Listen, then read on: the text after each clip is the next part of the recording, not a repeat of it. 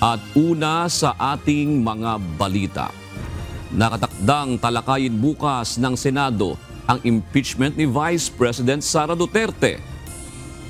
Ito ang unang pagkakataon na pag-uusapan ng issue kasunod ng ruling ng Korte Suprema na nagdedeklarang unconstitutional ang Articles of Impeachment na ine-endorso ng Kamara.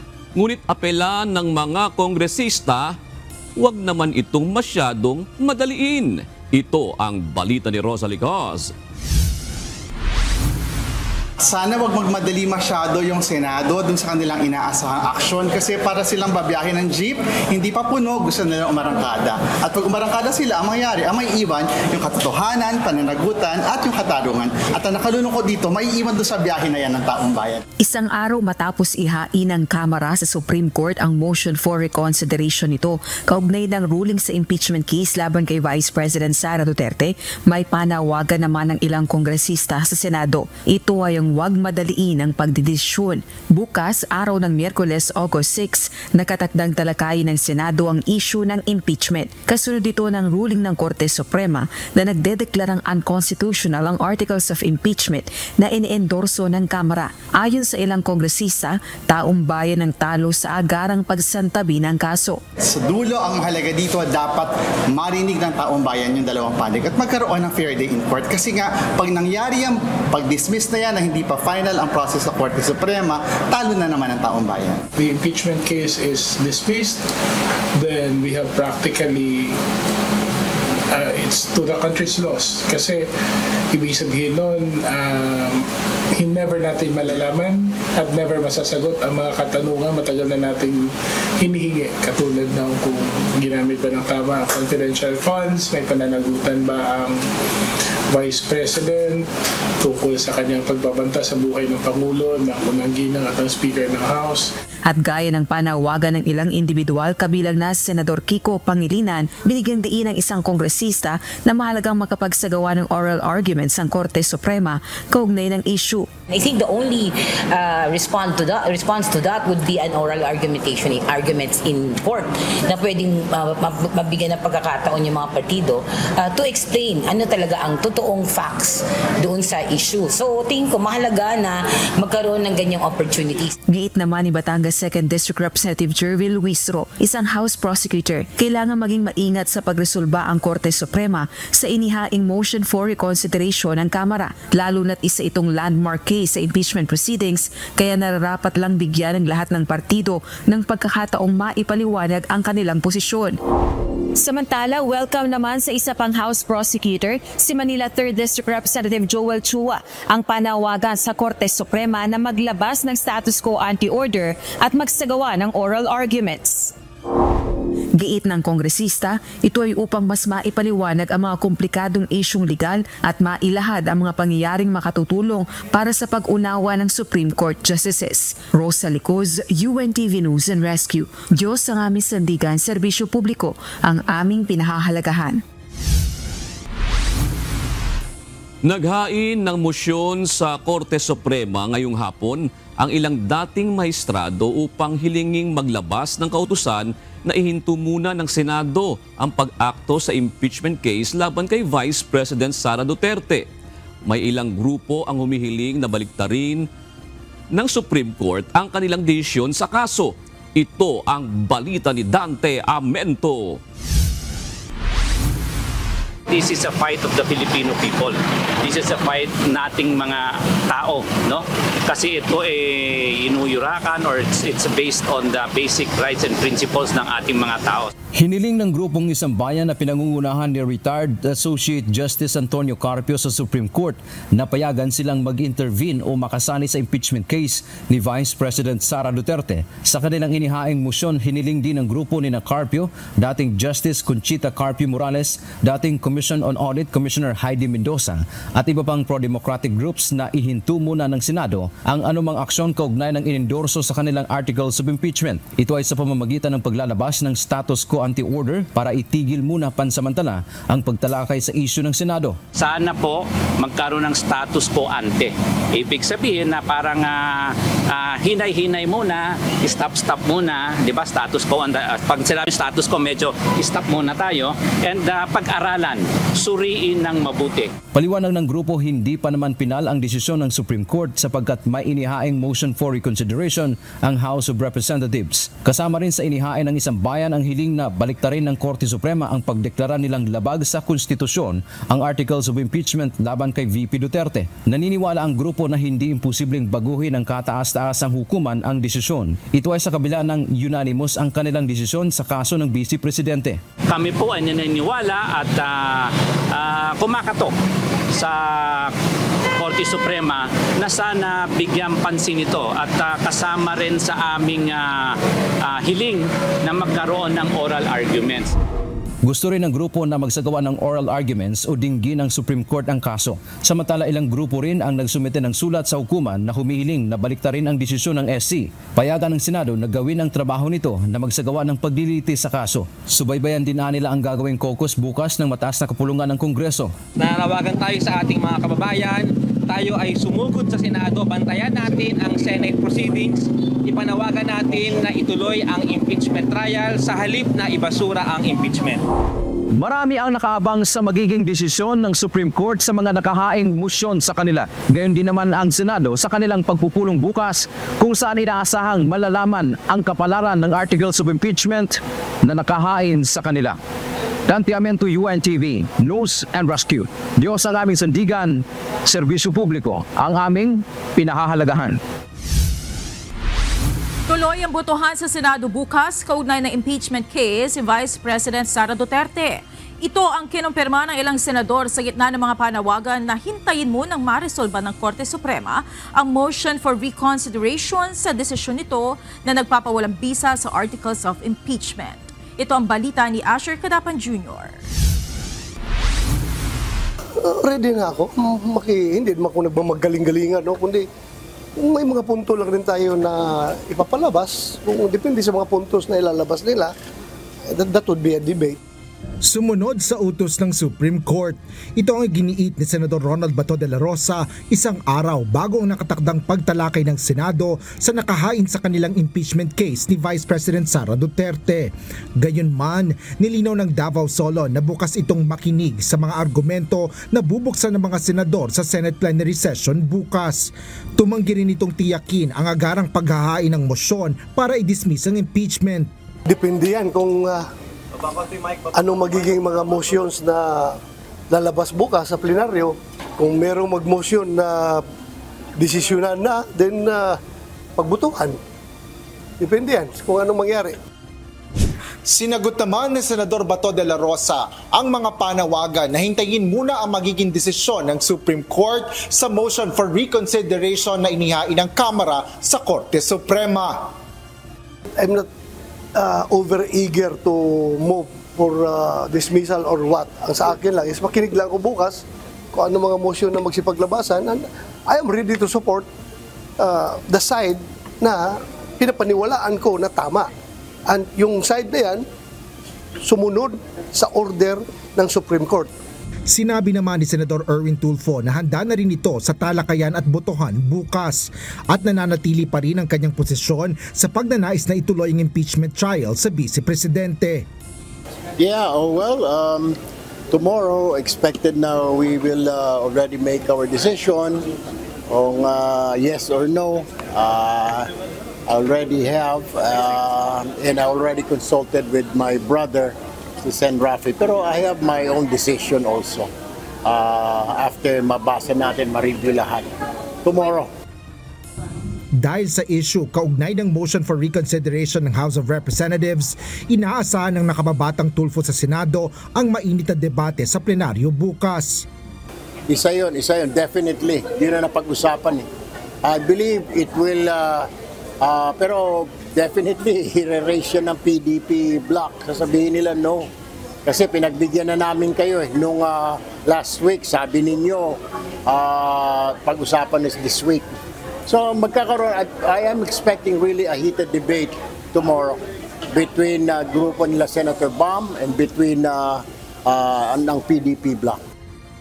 Sa isang text message, sinabi naman ni Senador Vicente Tito Sotto III na nabasa na nito ang kopya ng SC ruling kaugnay ng impeachment at handa na rin ito sa pagtalakay dito bukas. Asher Cadapan Jr., UNTV News and Rescue. Diyos ang aming sandigan, serbisyo publiko ang aming pinahalagahan.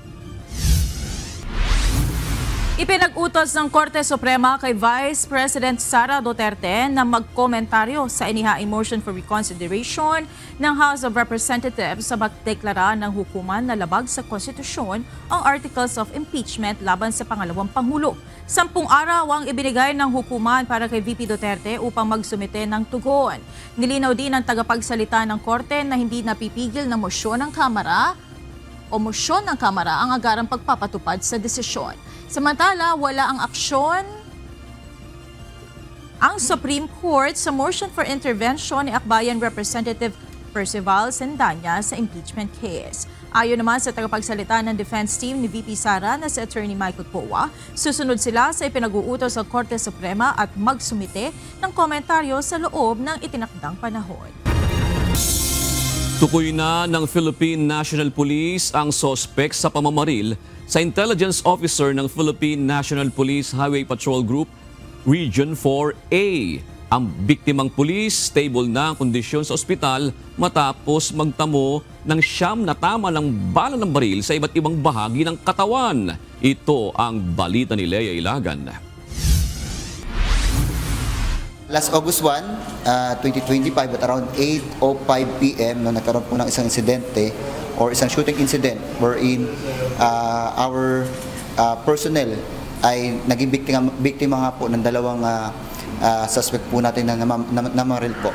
Based din po sa impormasyon na kuha po natin, bago man po mangyari or ito pong senaryo po na ito ay preparation po niya para kitain sana yung ating pong isang confidential agent. Kitang-kita sa videong ito ang 3 lalaki na nag-uusap sa gilid ng isang sasakyan sa San Isidro, Makati noong August 1. Mapapansin ang biglang pagdating ng 2 pang lalaking naka-helmet at sinunggaban ang lalaking nakadilaw na tila may pilit na hinahablot sa leeg nito. Ayon kay Philippine National Police Highway Patrol Group spokesperson, Police Lieutenant Nadim Malang, ang lalaking nakadilaw ay ang intelligence officer ng Highway Patrol Group sa Region 4A o Calabar Zone. Magpapakarwas aniya ito sa lugar ng lapitan ng 2 individual. Sa impormasyon pong nakuha po natin, ito pong ating pong intelligence officer ay may suot po na necklace. So yun po din po yung isa sa nakikita po ng ating pong mga investigador ng Makati City Police Station na naging dahilan bakit po talaga din siya sinunggaban at bakit po pilit na kinukuha ng kanya pong alahas. At kung mapapansin din po niyo sa video na may pagtangka po talagang lumaban yung ating pong tropa, pero dahil nga po 2 po yung suspect po na nakita po natin sa video or yung gun shooter ay hindi po yun nagtagumpay.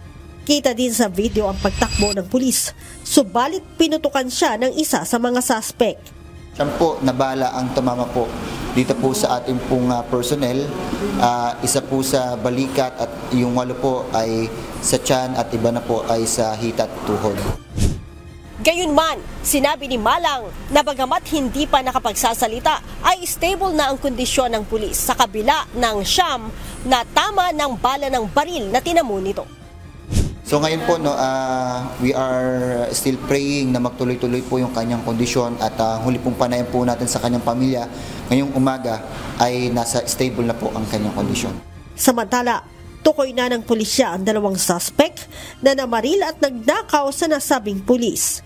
Sa ngayon sir, hindi po natin mabigay ngayon, pero lahat po yan ay meron na rin po tayong pagkakakilanlan nito pong 2 suspect po natin. Yung backtracking para sa history or criminal history nito pong 2 suspect po natin ay ongoing pa rin, and we leave it naman na sa Makati City Police Station as the lead unit para po sa investigation unit po or investigation para po dito po sa case po nito. Kasama sa nakuha sa pulis ay ang kwentas, service firearms, wallet at cellphone ng biktima. Bukod sa anggulo ng pagnanakaw, Tinitingnan din ng HPG kung may kinalaman sa trabaho bilang intel officer ang krimen. Ang opisyal na binaril ay dating nakatalaga sa HPG Task Force Limbas. Leia Ilagan, UNTV, News and Rescue. Diyos ang aming sandigan, serbisyo publiko ang aming pinahahalagahan. Hindi kailanman kinukonsinti ng Armed Forces of the Philippines ang hazing. Ito ang binigyan diin ng AFP sa gitna ng investigasyon sa pagkamatay ng isang Army personnel sa Maguindanao. Nakasaad sa inilabas na pahayag ng Sandatahang Lakas ng Pilipinas, ang kanilang organisasyon ay isang profesional na institusyon na binuo sa disiplina, integridad at paggalang sa dignidad ng tao. Ang mga pagpapahalagang ito ay naitanim nila sa bawat sundalo bago pa man magsimula ng training at pinalalakas sa buong serbisyo nila. Tiniyak ng AFP na mananatili silang nakatuon sa pagpapalaganap ng kultura ng profesionalismo, paggalang sa isa't isa at pananagutan. Naghain ng resolusyon sina Senators Francis Kiko Pangilinan at Risa Ontiveros na naglalayong alisan ng kapangyarihan ang Pangulo na baguhin ng tariff rates sa bigas. Nakasaad sa Joint Senate Resolution No. 2 ang paghiling nila sa Kamara at Senado na alisin na sa Pangulo ang naturang kapangyarihan, bunsod ng negatibong impact ng pagpapataw ng mas mababang taripa sa imported na bigas. Kasama rin sa hangarin ito na ibalik ang tariff rate sa inaangkat na bigas sa dating 35% mula sa kasalukuyang 15% kasunod ng nilagdaang Executive Order No. 62 noong Hunyo 2024. Dahil sa EO 62, bumaha ng imported na bigas mula sa ibang bansa. At dahil dito, nalulugi na ang ating mga magsasaka. Kung hindi ito maitama, baka sa Oktubre, kukonti na lang ang gustong magtanim. Pinag-aaralan na ngayon na ipatupad ang pag-ban sa pag-aangkat ng bigas simula sa unang araw ng Setyembre. Ayon sa Department of Agriculture, sagana na ang supply ng bigas sa bansa habang patuloy pa rin dumaragsa ang mga inaangkat na bigas mula sa ibang bansa. Dahil dito ay giniit ng ahensya na mahalagang maipatupad sa tamang panahon ang rekomendasyong pagtaas ng taripa at pansamantalang pagpapahinto sa importasyon lalo na sa panahon ng anihan.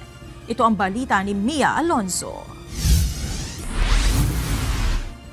Maraming pumasok na imported na bigas at local production na nagdudulot ng sobrang pagbaba ng presyo ng palayo ng bigas. The President may temporarily halt or stop importation of rice on a limited period.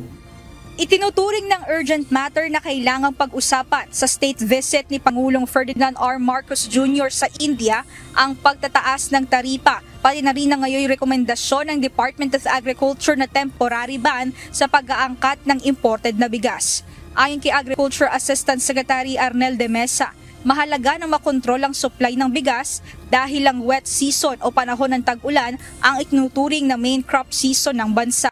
Marami ang iniaani sa panahong ito kaya tumaas ang supply ng lokal na bigas. Dagdag pa riyan, marami ring imported na bigas ang pumapasok sa bansa dahil sa murang presyo sa international market.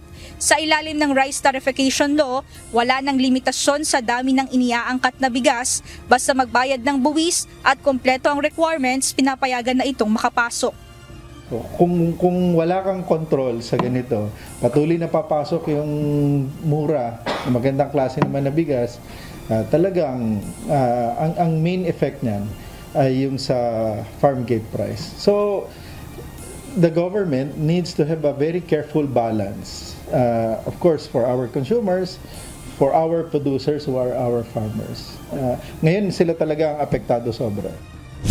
Kaugnay nito, inirerekomenda ni Agriculture Secretary Francisco Chu Laurel na itiming ang pagpapatupad ng importation ban sa peak harvest season ng palay na pasisimulan sa September 1. Sakaling mapagkasunduan, tatagal ng 45 hanggang 60 days ang ipatutupad na temporary import ban. Ano talaga ito, during harvest season, kasi gusto natin din, again, magkaroon ng balancing action para sa kapakanan ng ating mga magsasaka at sa kapakanan ng ating mga consumers. At timing din, huling datos ng PSA, record din na 15.9 negative yung inflation, deflation na to sa presyo ng bigas. Samantala, sa ulat ng Philippine Statistic Authority, nagkaroon ng pagbaba sa negative 15.9% sa presyo ng bigas. Ito na ang naitalang pinakamalaking pagbaba sa presyo ng bigas batay sa time series ng PSA mula pa noong Enero 1995 hanggang sa kasalukuyan. Kaya naman kasabay ng pag-aaral sa mga sanhi nito, tinitingnan din kung magkakaroon ng positibong epekto o malaking pagbabago ang posibleng pagtaas ng taripa sa iniaangkat na bigas. Of course, pag may i-increase yung tariff, ang implication niya is that there will be an increase in the retail price. So titingnan natin kung gaano kabilis ang increases at makapture naman natin yan. So una yung gaano kalaki at saka yung timing ng pagtaas. No? May lag effect ba yan? O?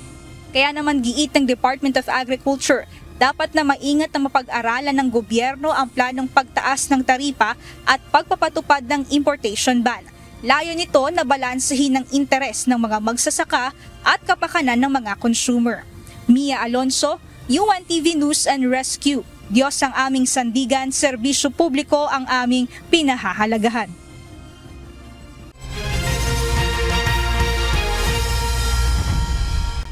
Sugatan ng dalawang lalaking motorista nang magkabanggaan sa Zamboanga City. Isang mag-asawa naman sa Bacolod ang sugatan rin nang dumula sa kalsada ang sinasakyan nilang motorsiklo. Ang mga biktima tinulungan ng UNTV News and Rescue Team. Ito ang balita ni Hazel Fersas. Sige po, sir. Anong pan, sir? Vehicular accident. Ilang pasyente po, sir? Sige po, ma-proceed po kami papunta doon, sir. Copy po. Nakatanggap ng tawag ang UNTV News and Rescue Team mula sa 911 habang nagro-roving pasado alas 10 ng gabi nitong Lunes, August 4. Ayon sa tawag, dalawang motorsiklong nagkabanggaan sa bahagi ng Lumiyap Street, Barangay Divisoria, Zamboanga City. Naabutan ng team ang dalawang biktima na maayos namang nakakausap sa kabila ng mga tinamong sugat. Tulungan po namin kayo, ha? Tulungan po namin kayo. At tanong ko kung anong masakit sa'yo, sir? Yung tuhod ko lang, sir. Nagtamo ng pamamaga at hiwas sa kanang tuhod ang 23 anyos na motorcycle rider. Habang ang angkas nito, wala namang natamong injury. Paano po? Paalis po ba kayo sa bahay or may pupuntahan po kayo? May pupuntahan na sabi. Tapos nangyari na po. Kasama niyo po siya? Angkas po kayo? Angkas. Ang nakabanggaan naman ito, nagtamo ng hiwas sa hita at gasgas sa kanang binti. Ayon sa 17 anyos na rider, madilim ang lugar at umiwas ito sa lubak ng kalsada kaya hindi nito napansin ang kasalubong na motorsiklo. Agad namang binigyan ng paunang lunas ng UNTV News and Rescue Team ang dalawang sugatan. Matapos bigyan ng first aid ay dinala ang mga ito sa Mindanao Central Sanitarium. Sa Bacolod City, sugatan ang mag-asawa matapos dumula sa kalsada at sumemplang ang sinasakyan nilang motorsiklo sa Valley of Peace, Circumferential Road, Bacolod City, alas 11 ng gabi, August 4. Matulog, sir. Ngalan ka? Ngalan? Wala na ba tayo maginawa, sir? Di matulog ka? Papauwi na sana sa kanilang bahay ang mag-asawa nang mangyari ang aksidente. Agad na itinawag ng City Disaster Risk Reduction and Management Office ang insidente sa UNTV News and Rescue na tumgon naman agad at tumungo sa pinangyarihan ng aksidente. Inihinda ng lalaking biktima ang pananakit ng kanyang ulo, sugat sa kanang kilay at pamamaga ng kanang sentido. Habang ang asawa naman nitong babae ay nagtamo ng pamamaga at kisgas sa iba't ibang parte ng katawan. Agad namang nilapatan ng paunang lunas ang sugat ng mga biktima at dinala sa Corazon Locsin, Montelibano Memorial Regional Hospital. Hazel Ferzas, UNTV News and Rescue. Diyos ang aming sandigan, serbisyo publiko ang aming pinahahalagahan. Arestado ang Filipino green card holder sa Long Beach, California dahil sa umunoy pagpapadala ng pera sa ISIS. Ayon sa Federal Bureau of Investigation o FBI, nagpadala si Mark Lorenzo Villanueva ng pera na aabot sa mahigit $1,600 sa loob ng 5 buwan sa mga individual na konektado sa teroristang grupo. Napag-alamang nakipag-usap siya sa social media sa mga nagpakilalang ISIS fighters at nagpahayag ng kagustuhang sumali at mabatay para sa kanilang paniniwala. Na-recover din umano sa kanyang silid ang isang bagay na kahawig ng bomba. Nahaharap si Villanueva sa kasong federal at maaaring makulong ng hanggang 20 years kung mapatunayang nagkasala. Narito naman ang mga balita sa iba't ibang panig na mundo na ihahatid ng ating global correspondent.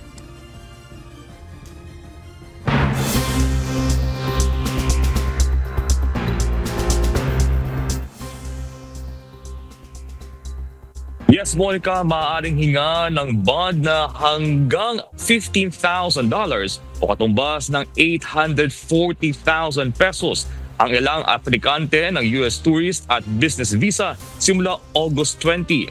Ito ay bilang bahagi ng pilot program o ng isang taong pilot program para mabawasan ang visa overstays. Ayon sa US government, may kapangyarihan ang consular officers na magpataw ng banda sa mga aplikanteng mula sa mga bansang may mataas na overstaying o kaso ng overstaying o may kakulangan sa screening at vetting procedures. Ang banda maaaring $5,000, $10,000 o $15,000 ay ibabalik sa mga biyaherong susunod sa itinakdang petsa ng pag-alis ayon sa kanilang visa. Dagdag pa rito, isang hiwalay na $250 visa integrity fee ang ipapataw sa lahat ng non-immigrant visa holders simula October 1 na maaari ring ma-refund kung masusunod ang visa conditions. Sinimulan na ang 4 na araw na pagpupulong sa pagitan ng mga defense officials mula Thailand at Cambodia sa Malaysia. Layunin itong makabuo ng third-party monitoring team para matiyak ang pagsunod ng dalawang bansa sa kasunduan ng tigil-putukan o ceasefire. Ito ay kasunod ng engkwentro sa pagitan ng Thai at Cambodian armies noong nakaraang buwan sa hangganan o border na matagal nang pinagtatalunan ng dalawang bansa. Nananatiling may hindi pagkakaunawaan ang dalawang panig kaugnay sa mga kondisyon ng tigil-putukan at sa pagpapalaya ng 18 sundalong Cambodian na hawak ng Thailand. Nauwi sa aberya ang fireworks festival sa Yokohama, Japan nang biglang masunog ang dalawang barge na ginagamit sa pagpapalipad ng paputok.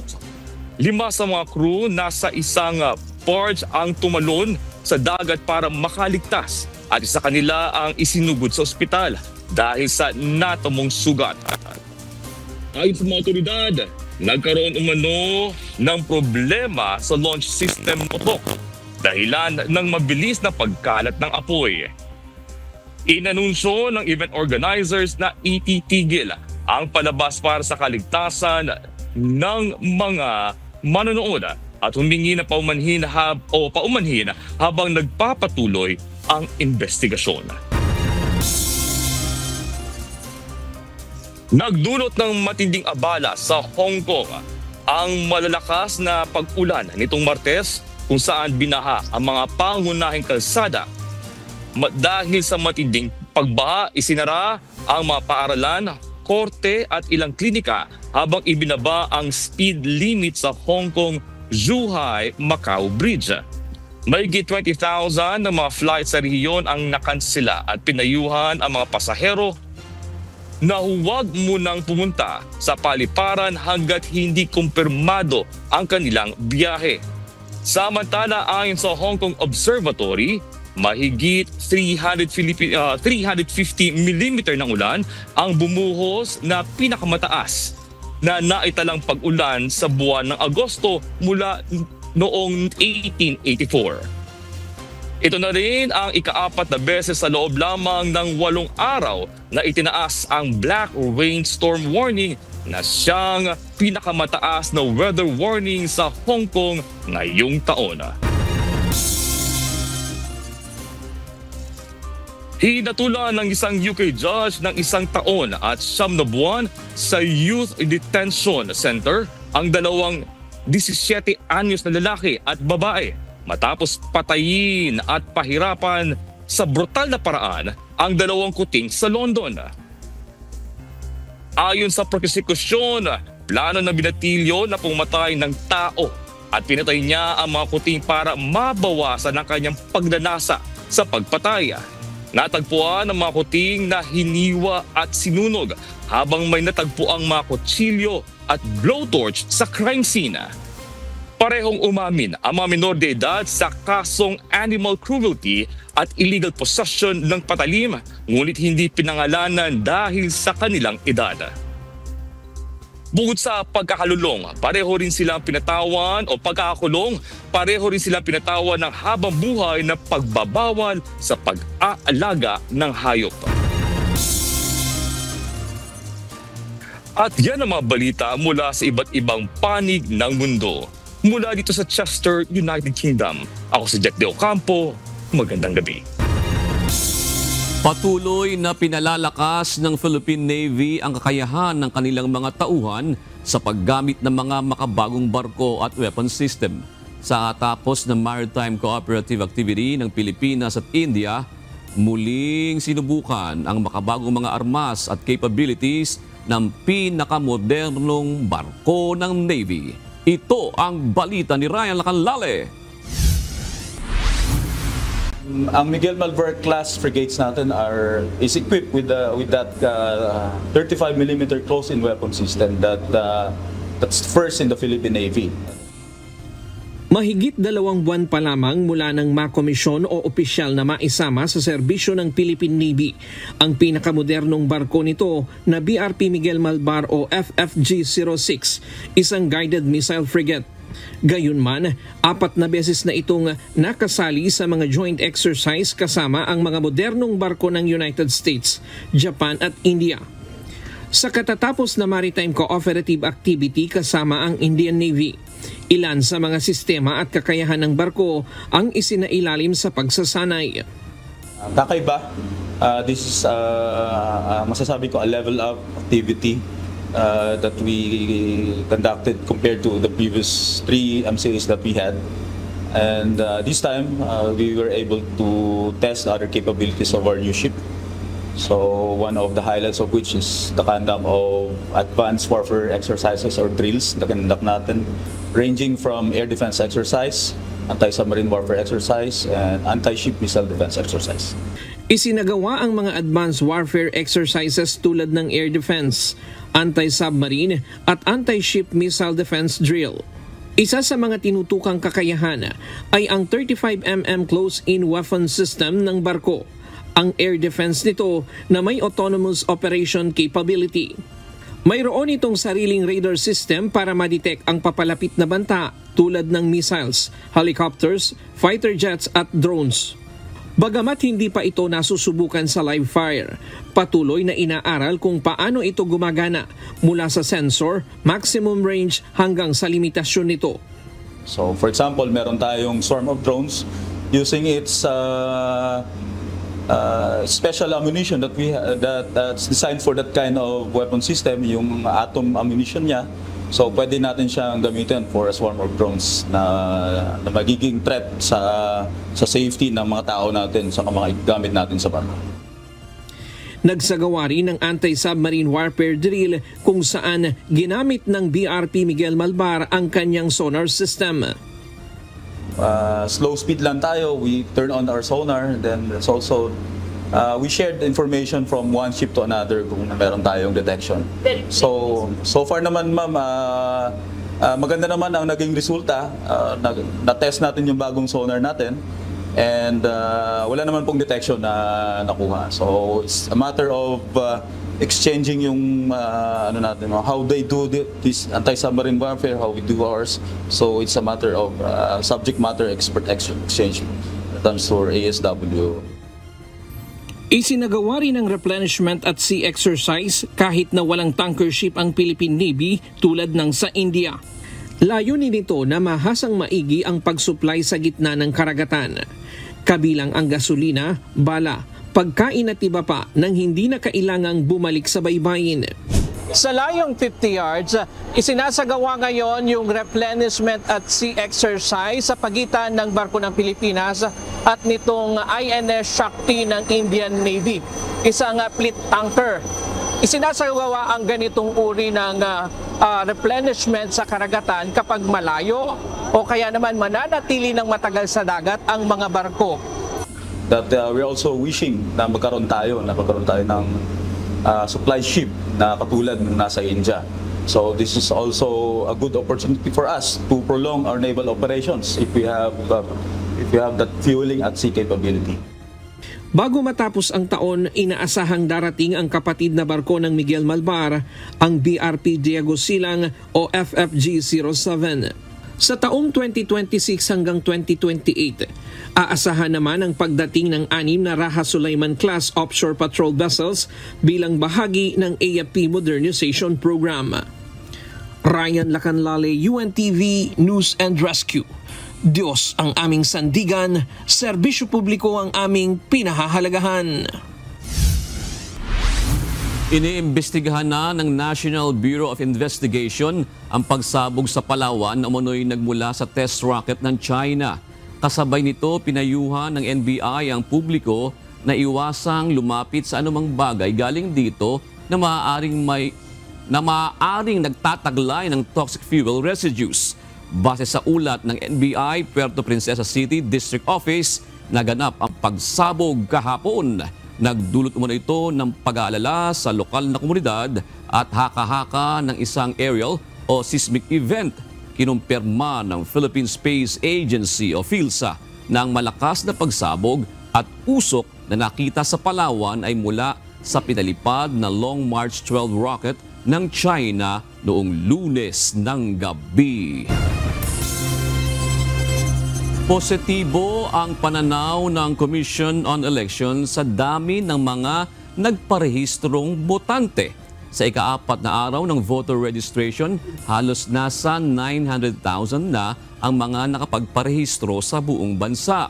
Wala namang nakikitang dahilan ng COMELEC para palawigin pa ito.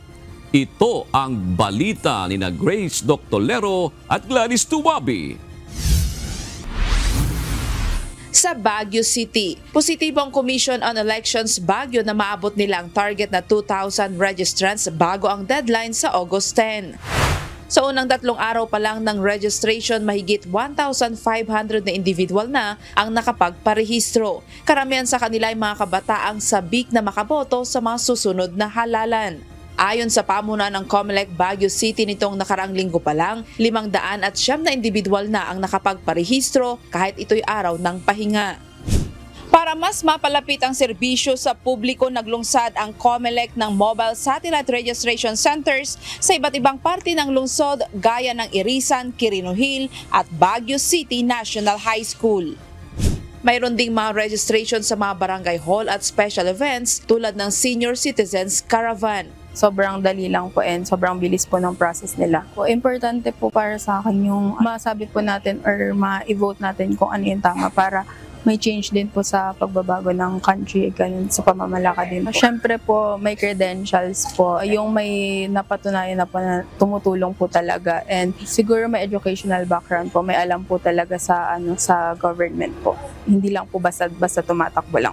Mahalaga po yun para iluklok natin yung mga taong tama sa mga posisyon na tinakbuhan nila. Para sa akin, ang tinitignan ko sa kanila, yung gawa, na-reactivate kasi yung pan ko noon nung umalis ako, kaya ngayon, bago ulit pagdating ng halalan.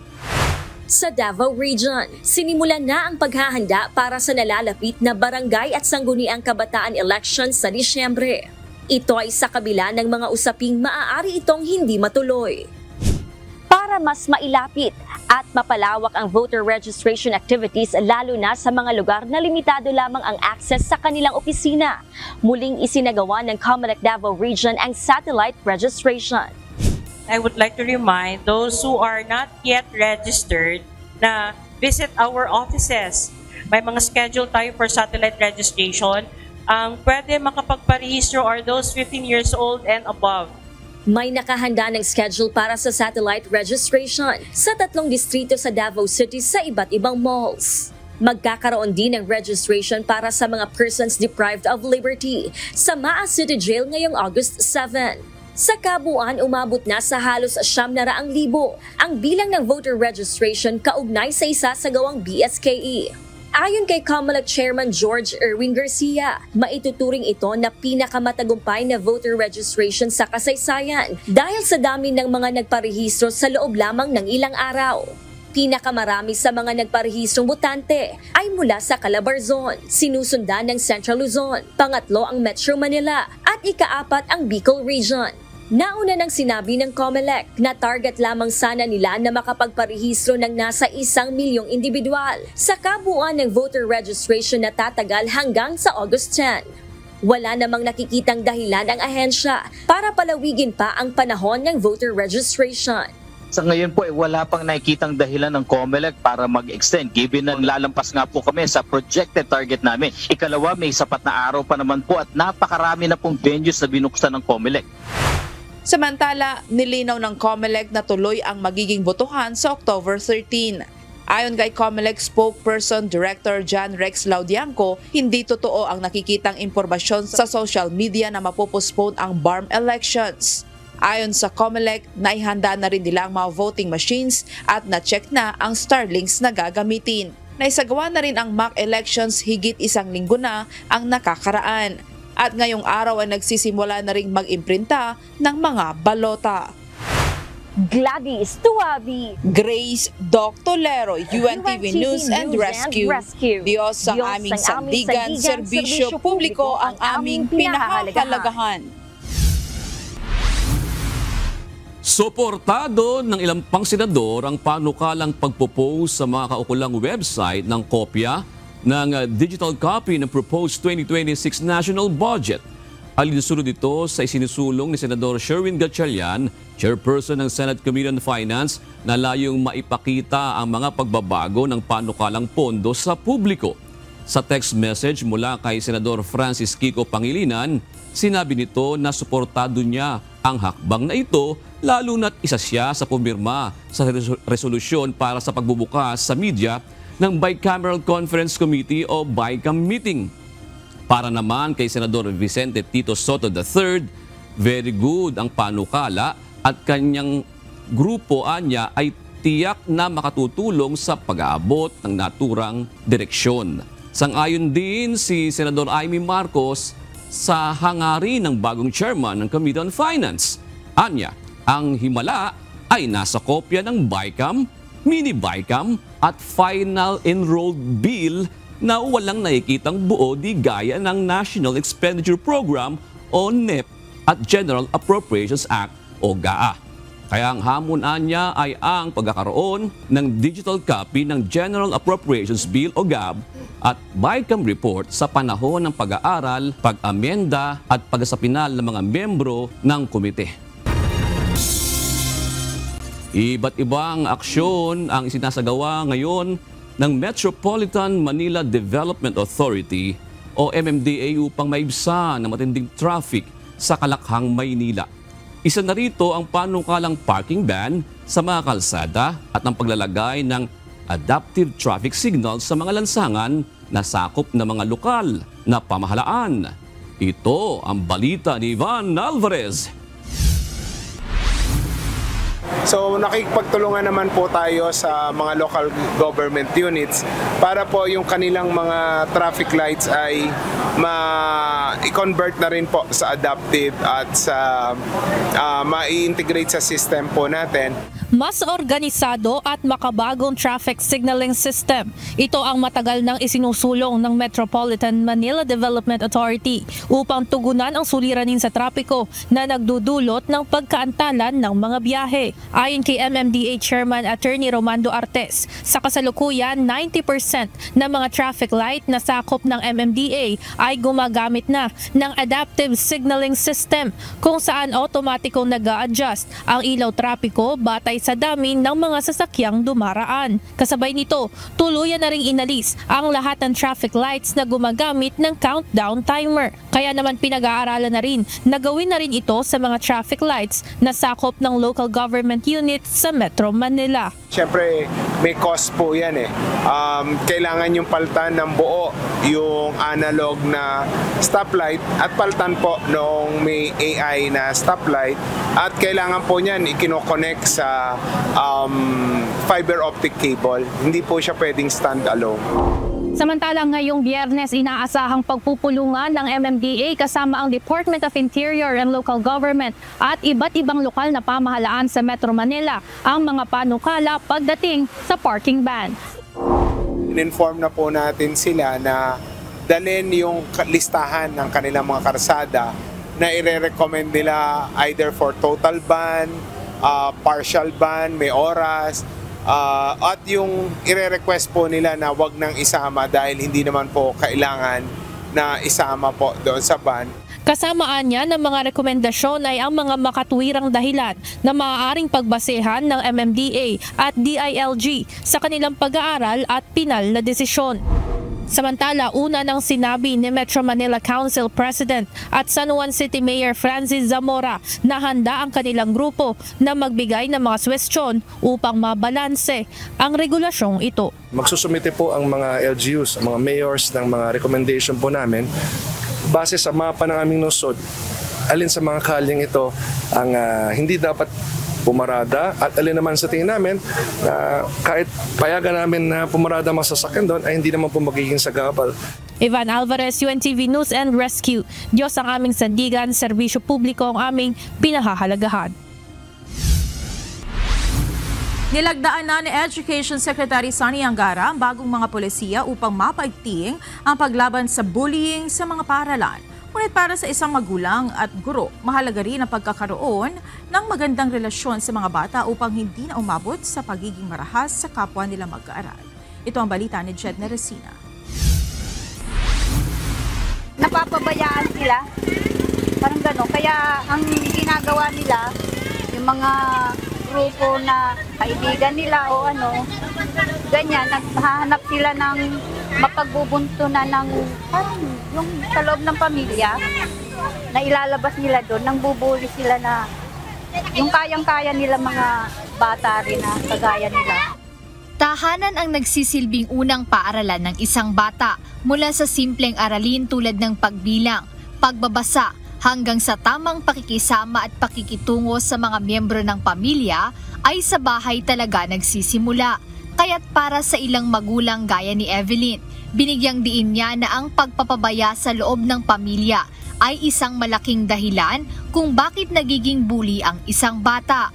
Paliwanag niya na kung hindi nakukuha ng bata ang atensyon at gabay na kailangan niya sa bahay, naghahanap sila ng ibang paraan para mailabas ang kanilang emosyon na madalas humahantong sa pananakit o pambubuli sa mga batang tingin nila ay mas mahina. Kaya para sa ibang magulang gaya naman ni Vanji, mahalaga ang pagkakaroon ng mahigpit at maayos na pagdidisiplina mula sa mga magulang at mga guro.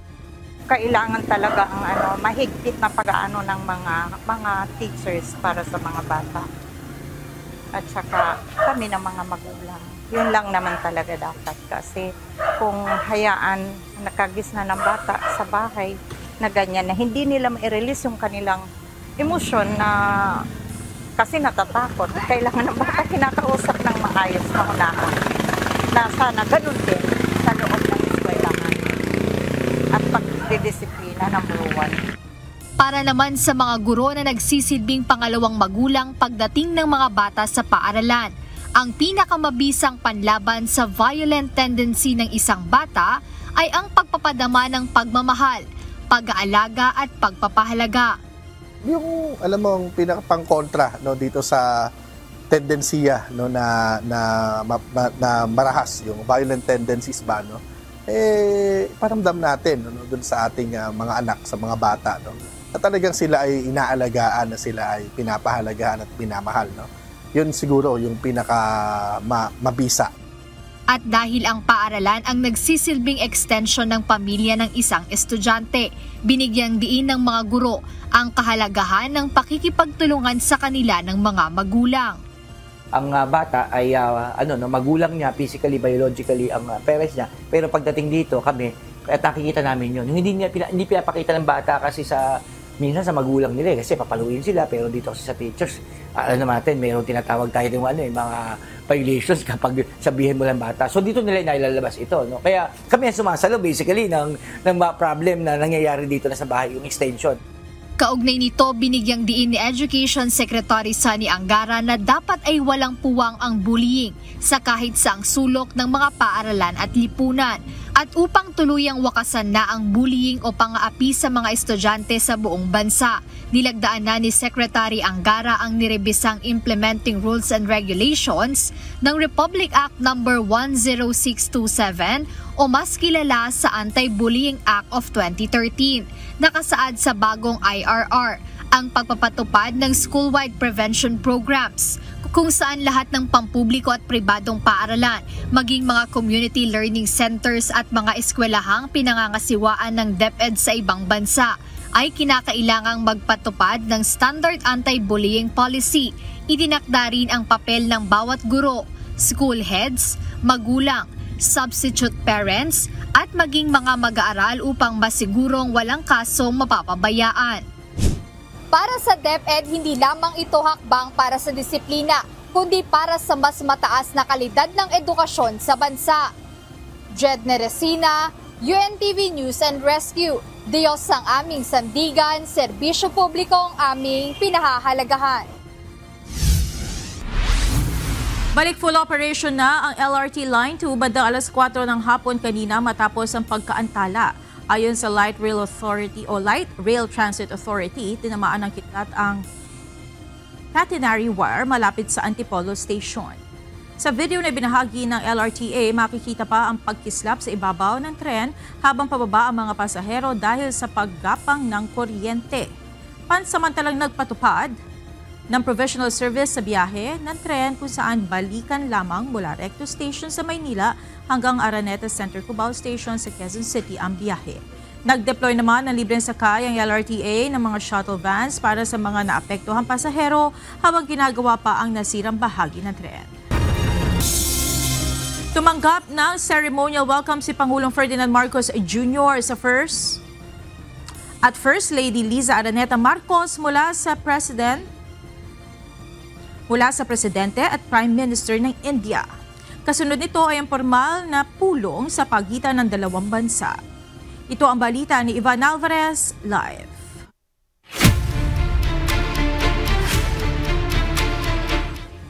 Ivan, anong mga naganap sa pangalawang araw ng Pangulo sa India? Yes, Monica, katatapos lamang ng palitan ng bilateral agreements sa pagitan ng mga opisyal ng Pilipinas at India. Kasunod nito ay ang banquet luncheon na gaganapin sa Hyderabad House kung saan karaniwang ginaganap yung mga pagpupulong at salo-salo para sa mga foreign dignitaries na bumibisita sa naturang bansa. Unang tumanggap ng ceremonial welcome sa New Delhi, India si Pangulong Ferdinand Marcos Jr. at First Lady Liza Araneta Marcos mula mismo kay Indian President Draupadi Murmu at Indian Prime Minister Narendra Modi at Rashtrapati Bhavan. Sinalubong ang first couple ng 21-gun salute kasunod ng inspeksyon sa mga honor guard. Ayon kay President Marcos, ang isinasagawang state visit ay paraan upang lalo pang patibayin ang alyansa sa pagitan ng dalawang bansa upang lalo pang maparami ang oportunidad sa iba't ibang sektor. It is a reaffirmation of the alliance and the partnership that we are strengthening. Where we used to refer to the Asia-Pacific region, to build upon what we already have had, but certainly to explore the many opportunities that have arisen in the past few years because of the new technologies and the changing state of the global economy and the geopolitics around us now. Pagkatapos ng ceremonial welcome ay nagtungo ang mga ito sa Rajghat upang magbigay pugay kay Mahatma Gandhi na kinikilalang Father of India. Samantala, sinaksihan rin ni Pangulong Marcos at Indian Prime Minister Modi ang palitan ng bilateral agreements na nilagdaan ng gabinete mula sa Pilipinas at India, kung saan formal ring inanunsyo ni Pangulong Marcos ang strategic partnership sa pagitan ng dalawang bansa. Today, our relationship enters a new epoch as Prime Minister Modi and I formally launched the strategic partnership between Philippines and India. For the Philippines, this is a momentous decision, for we take a very considered path to such elevated partnerships. Ang India na ang ikalibang opisyal na strategic ally ng Pilipinas bukod sa Japan, Australia, South Korea at Vietnam. Samantala, kasama sa karamihang pinag-usapan sa ilalim ng bilateral agreement ay ang trade, law enforcement, security and defense, digital technologies, maritime cooperations, science and technology, tourism, culture and arts, space cooperation, at marami pang iba.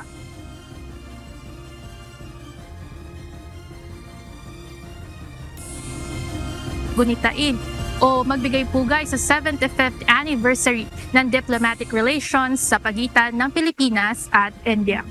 Yan muna ang update. Balik sa inyo dyan, Monica. Maraming salamat, Ivan Alvarez.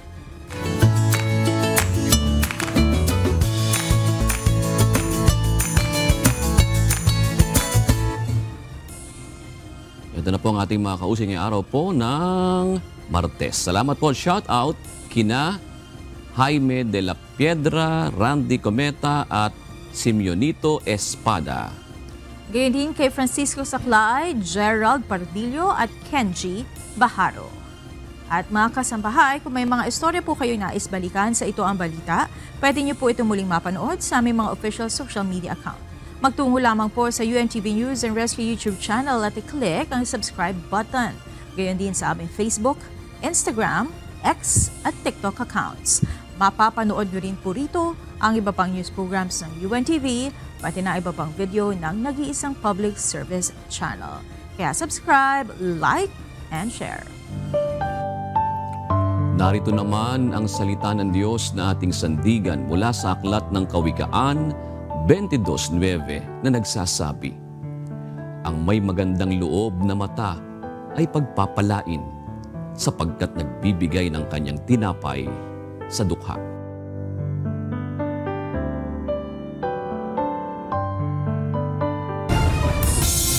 At yan ang naging kabuuan ng ating balitaan ngayong gabi. Aming inilahad ng buong katapatan kung paano namin nasaksihan. Kayo po'y makapagtitiwala ng aming nakita at narinig ang aming ibinabalita. At dito po sa UNTV, Diyos ang aming sandigan, serbisyo publiko ang aming pinahahalagahan. Magandang gabi po.